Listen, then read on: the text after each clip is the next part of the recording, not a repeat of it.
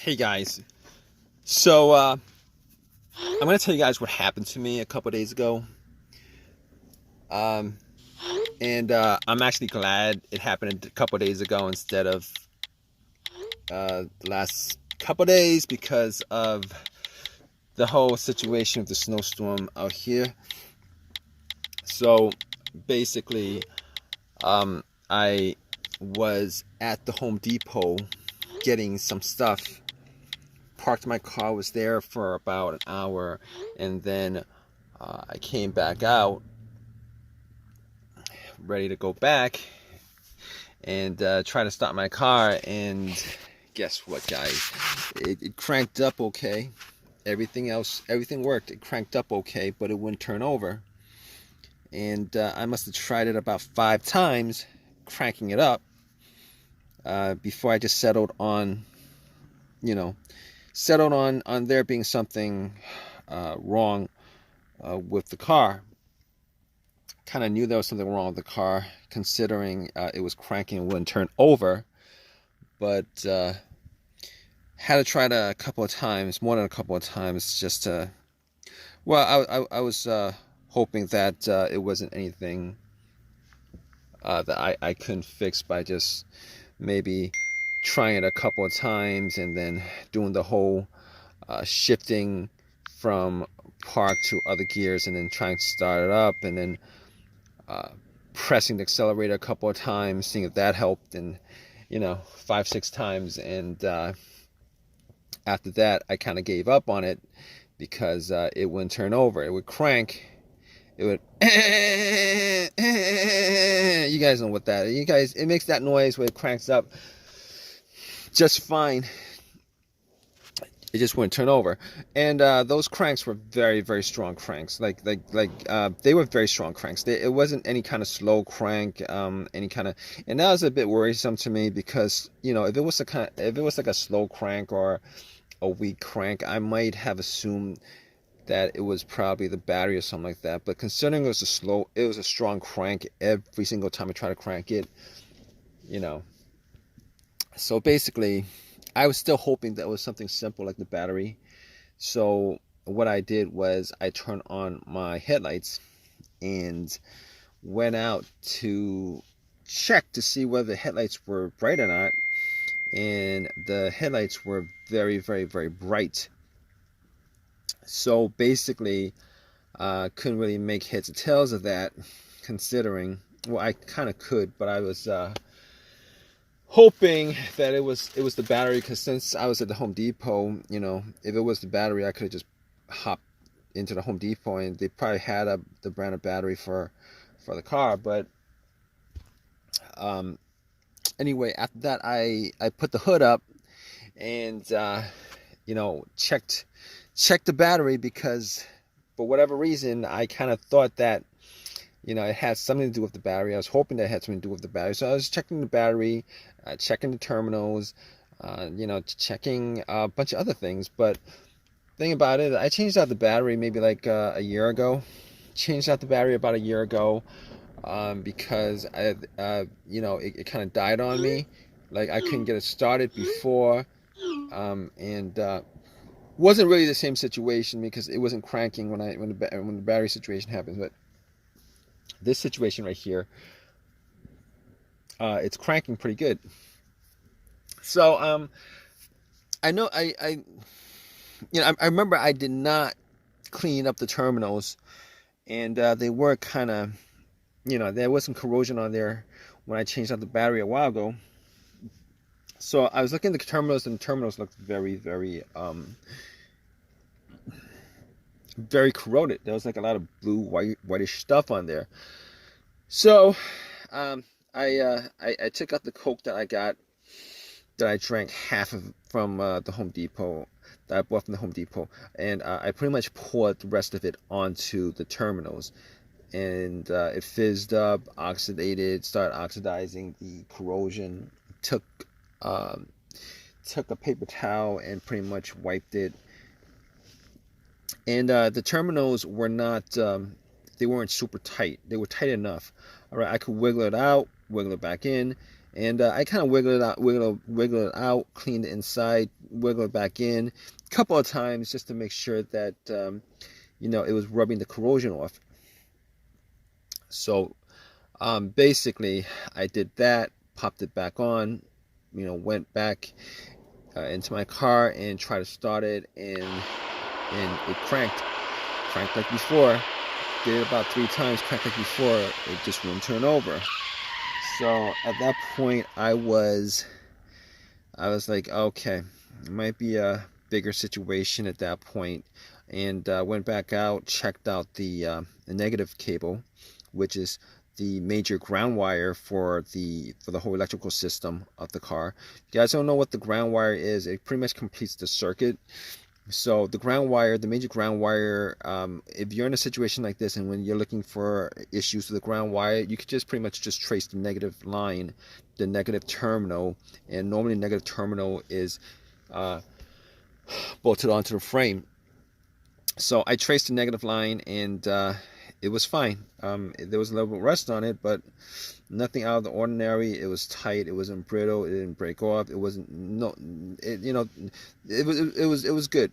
All right, the cable was good. There was no portion of it that was broken off. It was good. So at that point, I was able to pretty much troubleshoot as far as eliminating the battery being the cause, eliminating the terminals being the cause, eliminating the negative line being the cause, which is the ground wire, eliminating also the alternator. Now, normally in this situation, it wouldn't be the alternator to begin with, but just to be sure, I did put a battery pack that I had bought from Walmart a year ago, and it was at 75%, but it was good enough. I popped it on anyway. I didn't think that was going to make any difference, so I popped it on and tried to and I try to crank up my car afterwards. It cranked. Obviously, it did the same thing. I tried 3 times. It cranked, but it did not turn over. So at that point, I could rule it out completely, all those things, including the alternator, which if it was the alternator, which it probably wouldn't have been, couldn't have been, but if it was, the car would have started, and then once I took the booster pack off, it would have died off. So basically, I could eliminate all those things. So I was scratching my head trying to figure out what it was, and I was thinking maybe it could be a bunch of other things, but then I realized that there was no check engine light on the car.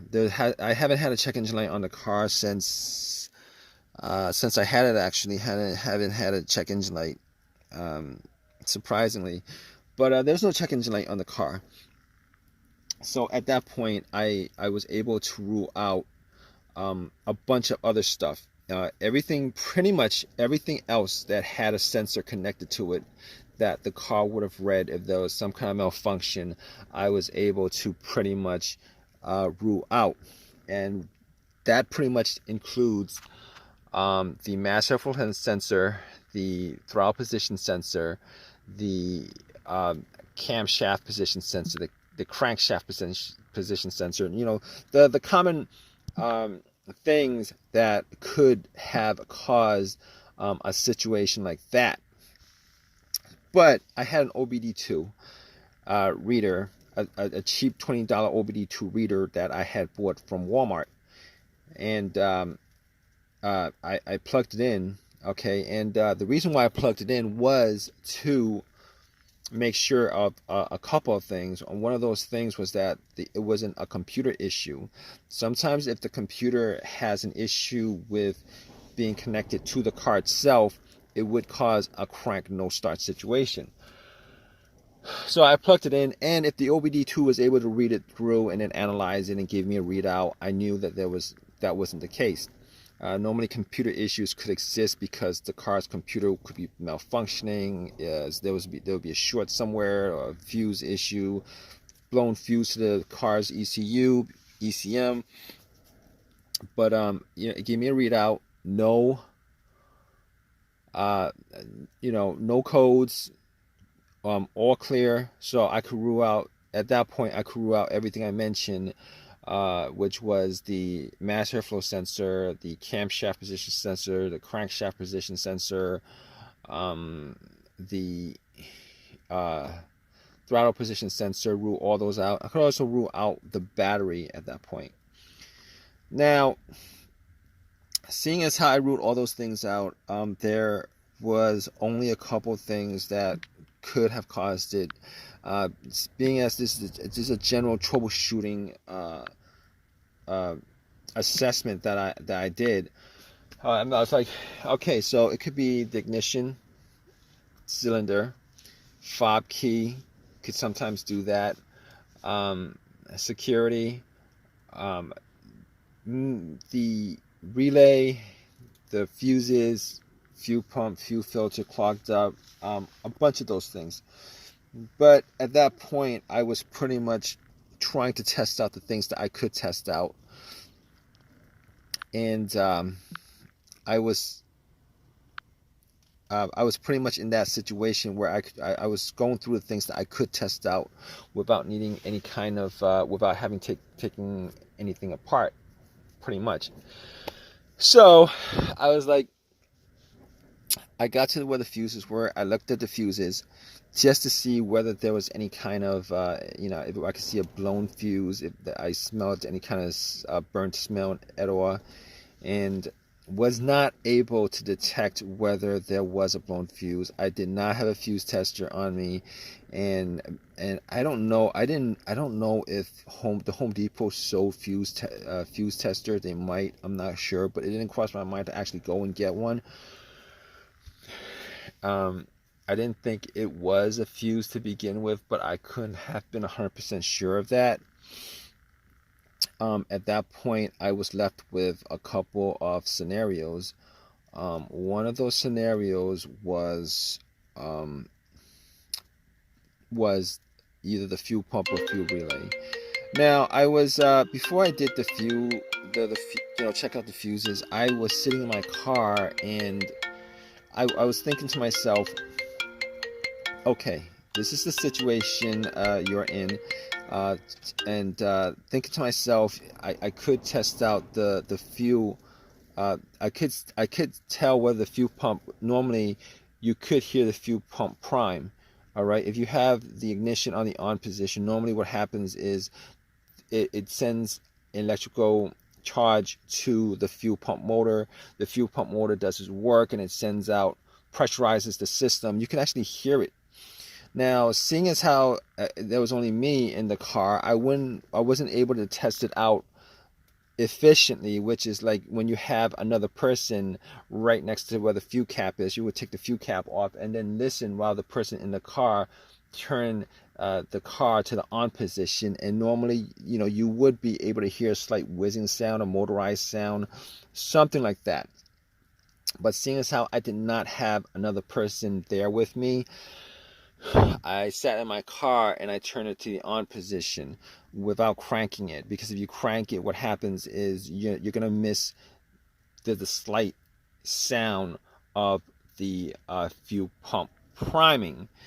So seeing as how there was only me, I sat in the car, turned off everything, had the windows up, and then pretty much just try to turn it to the on position about 3 times, and then turn it off, turn it to the on position, turn it off, turn it on, turn it off, just to see whether I could hear some kind of whizzing sound, some kind of motorized sound. And unfortunately, I wasn't able to detect that. So from there, I actually went to test the fuses, and I couldn't tell whether it was 100% the fuses or not. But when I got to the relay, I was thinking, well, maybe it's the fuel pump relay. So what I did was, I actually could not tell whether the relay had issues or not. So, but there was another relay on the board that I could swap out. So what I did was I swapped it out, and got back in my car and tried to start it. And guess what, guys? it just turned over immediately. So at that point, I knew 100% that it was the fuel pump relay that was causing that issue. And basically, I drove to AutoZone, bought the relay, you know, and pretty much just did a little switching around, and haven't had any issues with it since. I didn't have any issues with it yesterday. I haven't been out today because of the big snowstorm, but it works fine. It worked fine all day yesterday. And you know, it was 100% the fuel pump relay. Now, if you guys are in this situation where, you know, your car is having this issue where it's cranking but it won't turn over, it won't start, pretty much, if you guys go down the list of everything that I pretty much went through myself as far as troubleshooting, 90% of the time you guys will probably figure out what the situation is from that. Hope this has helped you guys out in some way. Hopefully it's not a major issue that's causing your problem. But if you like this video, please give me a thumbs up, please subscribe, and any comments at all, guys, please leave a comment in the comment section. All right, guys, take care.